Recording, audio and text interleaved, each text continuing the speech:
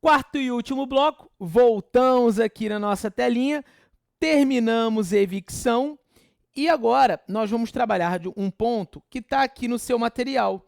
Deixa eu chegar lá com vocês. Isso aqui, ó, contratos que produzem efeitos a terceiros.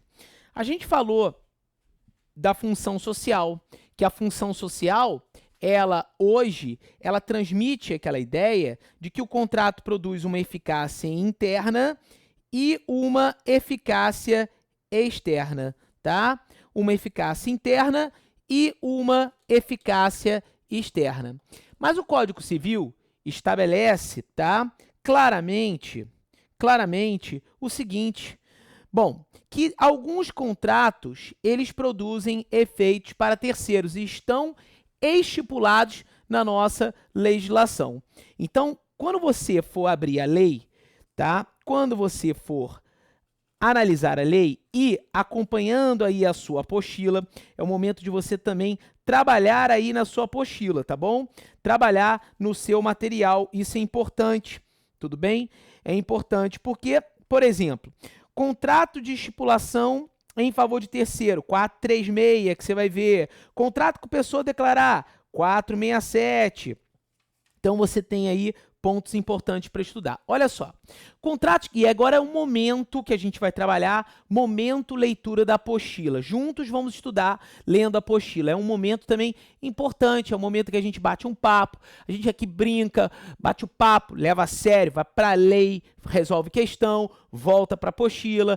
Olha, destaca a apostila, volta numa questão, volta na lei, tem doutrina, tem jurisprudência, sempre trabalhando tudo com vocês, abertamente. Esse é meu objetivo com vocês, tá? Ter um material de apoio muito legal, ter uma aula que seja suave, a gente brinca, mas não perde o tom jurídico da aula, né? A gente trabalha de um tom suave para que a aula fique bacana. São 4 blocos, afinal de contas, de 30 minutos, já algo pesado. Então, se for aquela aula, blá, blá, blá, blá, blá, pô, não dá. Eu não aceito, imagina vocês.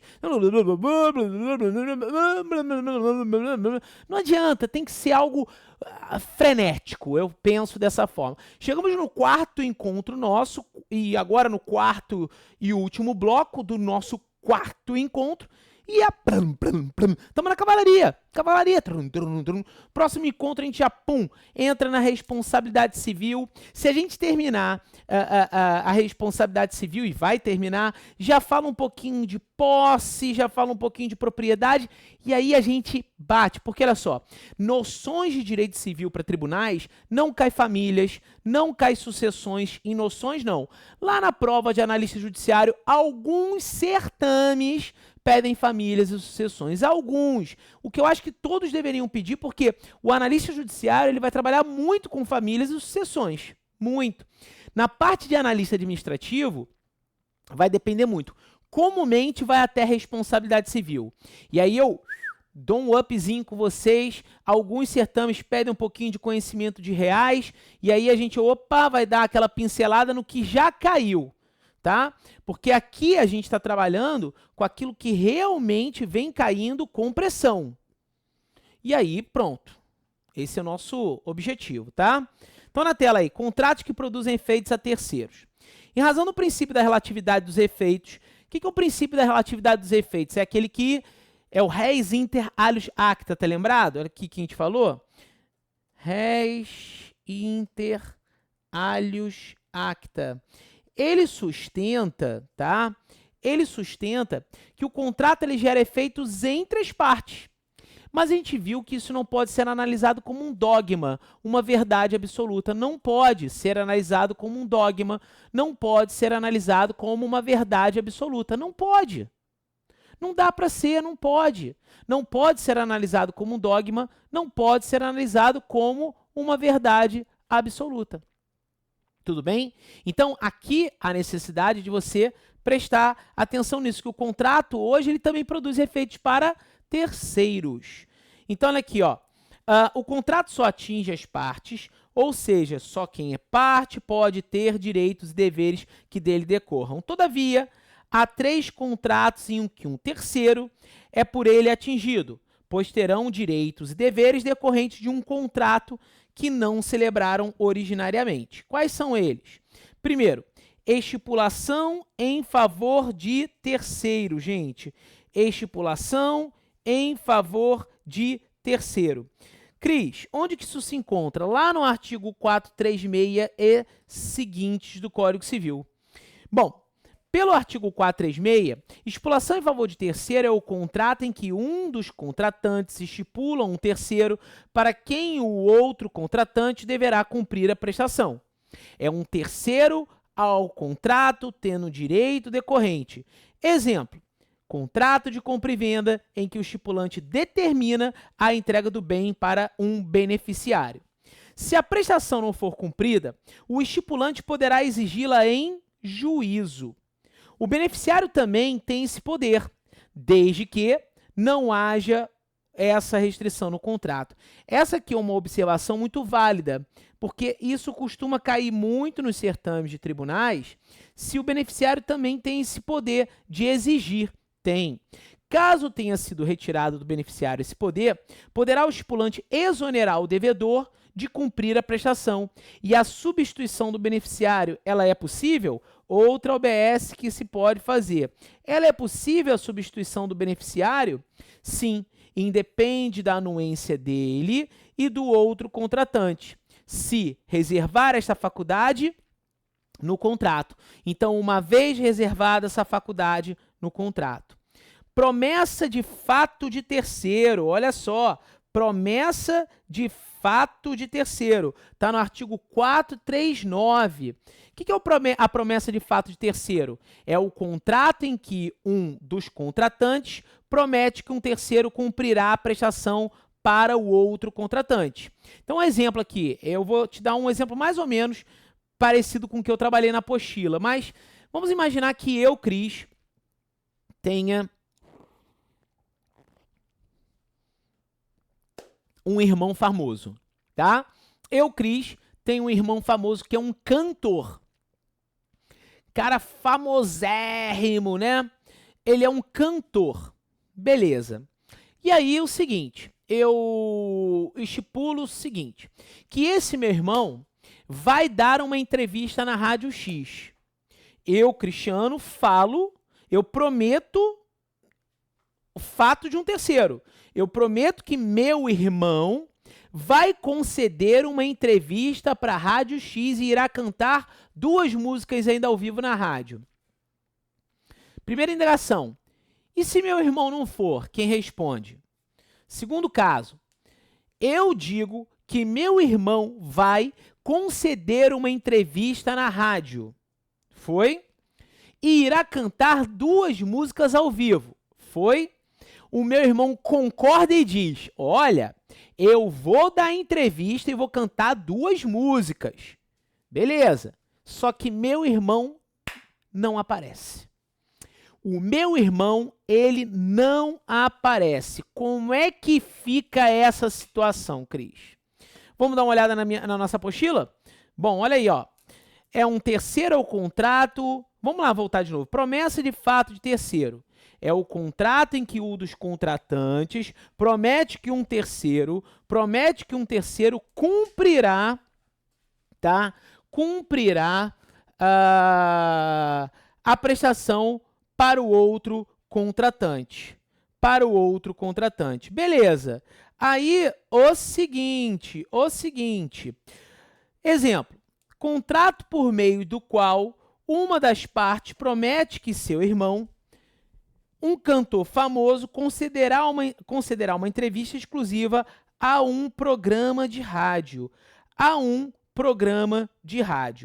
Olha só, bem parecido, tá? Bem parecido com o que eu te falei, com aquele exemplo que eu trabalhei aqui com vocês. Vamos lá? Vamos seguir? Vamos embora? Então, olha aqui, seguindo. Bom, vamos lá. Se o terceiro não cumprir a prestação,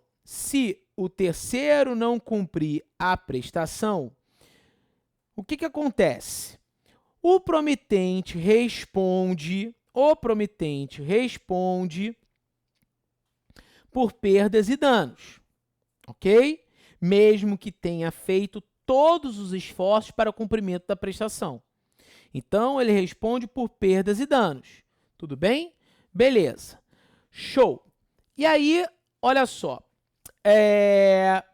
O promitente não responderá, mas sim o terceiro,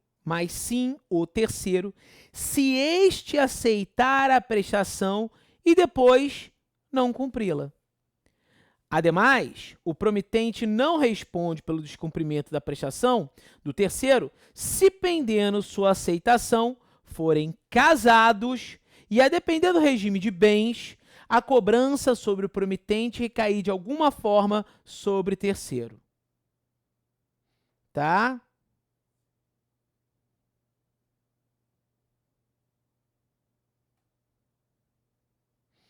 Tudo bem? Perfeito. Beleza. Então, vamos aqui passar para um outro ponto, né? Então, você tem aqui promessa de fato de terceiro, tá? E aí, a gente já entra aqui no contrato com pessoa a declarar. Passou lá pelo meu escrito lá de evicção. Tudo bem? E agora eu vou trabalhar com vocês o último contrato que produz efeitos para terceiro. Qual? Contrato com pessoa a declarar. Está no artigo 467 e seguinte do Código. Olha o que ele diz, o 467. É o contrato em que um dos contratantes pode indicar uma pessoa que irá assumir a sua posição, tá? A sua posição, tudo bem? No contrato. É um terceiro ao contrato, tendo direitos e deveres que dele decorrem. Exemplo, uma pessoa quer comprar uma casa, cujo dono jamais lhe venderá por problemas pessoais, podendo se valer de uma pessoa para contratar com o proprietário. Inserindo no contrato cláusula, tudo bem, que lhe permite indicá-lo. Tudo bem? Permite indicá-lo. Seguinte, a assumir, perfeito? A assumir sua posição no contrato. Essa indicação deve ser feita em 15 dias aqui, gente. Deixa eu só consertar, porque não são 15, são 5 dias, tá? Tá no artigo 468, 5 dias. Perdão, corrija aí na apostila. Por isso que às vezes eu gosto de ler a apostila, que às vezes um errinho pode passar e aí pronto, você tá bem, tudo bem? Você tá bem aí, tá? Munido de um material super atualizado. Pois bem, vamos lá. Se outro prazo não for estipulado, mas tem efeito retroativo à data da celebração do contrato, pois o indicado assume os direitos e deveres do contrato desde a sua celebração e não apenas a partir da sua nomeação. Esse contrato, ele exige aí muita confiança entre quem indicará e quem será indicado, pois se não houver nomeação ou se esta não for aceita pelo indicado, o contrato produz efeitos entre os contratantes originários. Esse foi um momento de leitura da apostila, porque se trata de um tema, daqueles temas assim, meio chatinhos, sabe? Então a gente sempre dá uma lida em conjunto nessa parte da apostila, para que não tenha qualquer tipo de dúvida. Estou passando aí na apostila de vocês, tá? Por temas que a gente já trabalhou, para a gente começar um novo assunto, tá? Um novo assunto. Show, beleza? Bom, vamos ver aqui uma questão de prova? Olha aí, como que cai isso na prova? Terceira, aí ó, terceira região, TRF, marque a alternativa correta. Marque a alternativa correta. Perfeito? Olha só. Observando a jurisprudência dominante, olha, aqui é uma questão que pede conhecimentos, tá? Pede conhecimentos de jurisprudência. E aí é preciso que você, tá, analise, e aqui a gente vai estudar junto. Por isso que é bom estudar também juntos, porque é um teminha que a gente trabalhou dentro daquilo que a gente vem estudando, né? A simples propositura de ação de revisão de contrato inibe a caracterização da mora do autor. B. Nas indenizações, tudo bem? Por ato ilícito, os juros compostos não são devidos por aquele que praticou o crime.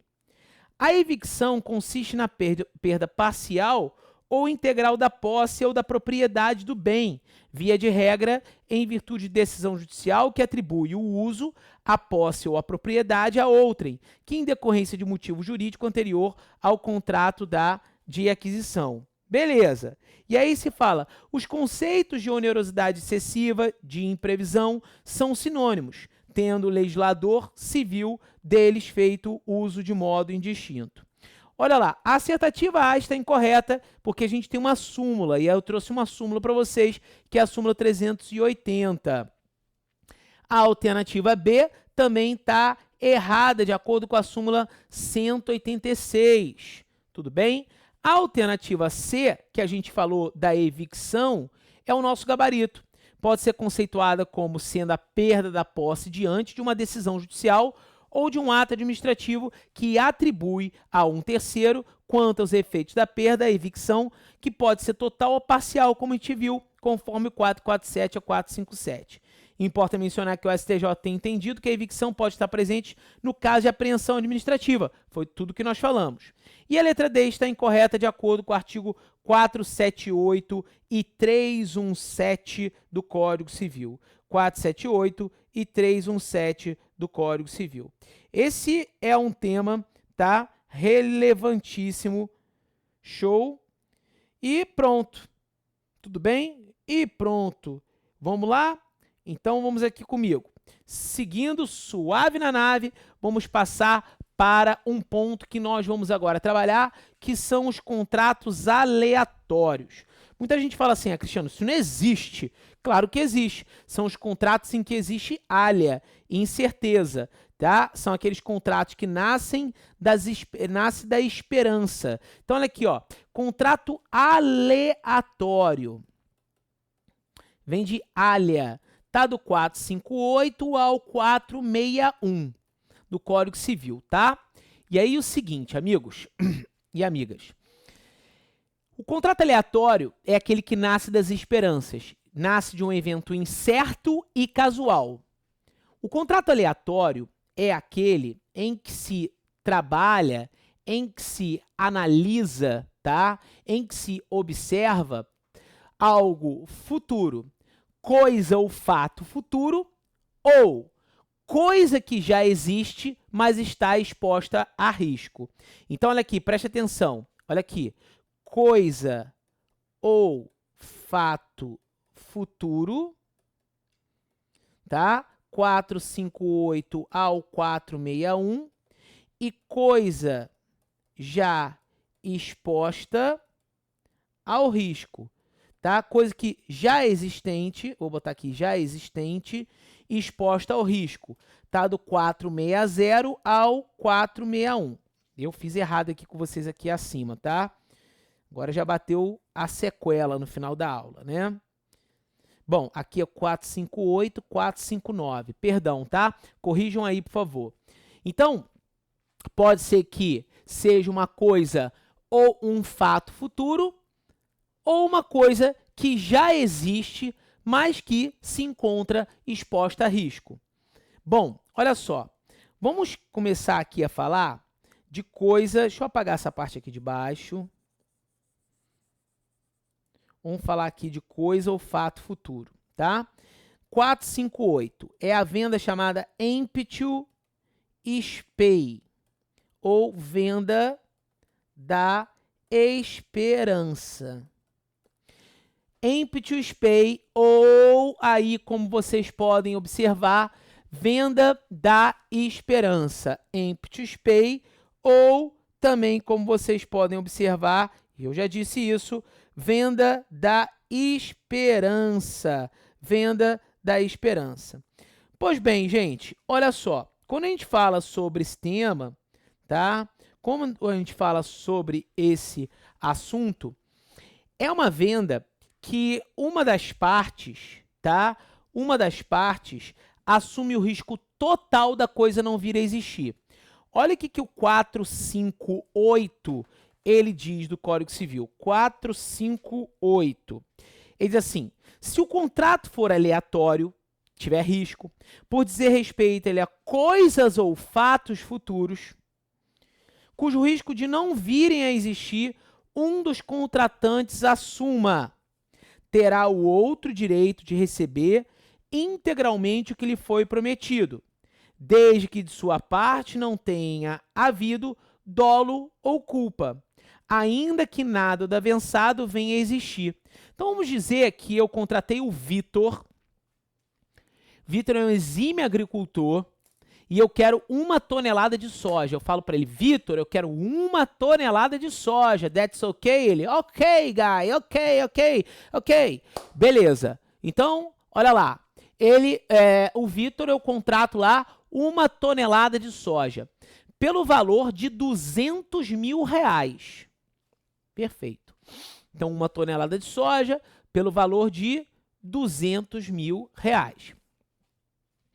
O Vitor, ele utiliza toda a sua expertise, toda a sua sabedoria, mas ele não consegue retirar nada da terra.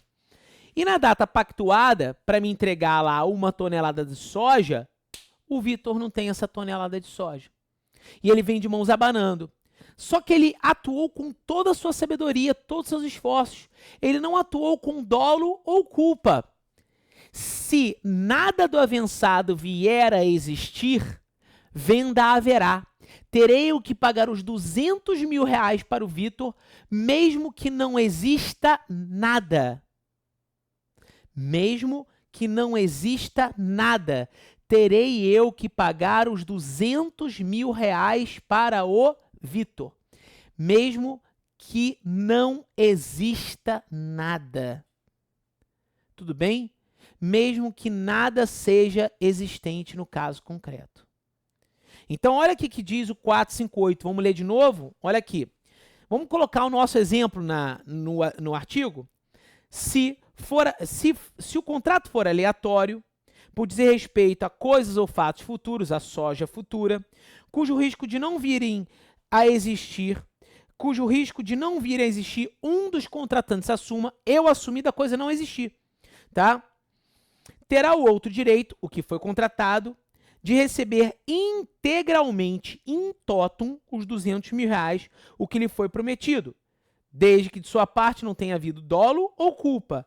Aí a parte final, que é muito importante. Ainda que nada do avançado venha a existir. Mesmo que nada do avançado venha a existir, venda haverá. Tudo bem? Aí vem o 459, que é a chamada venda emptio spei, emptio rei,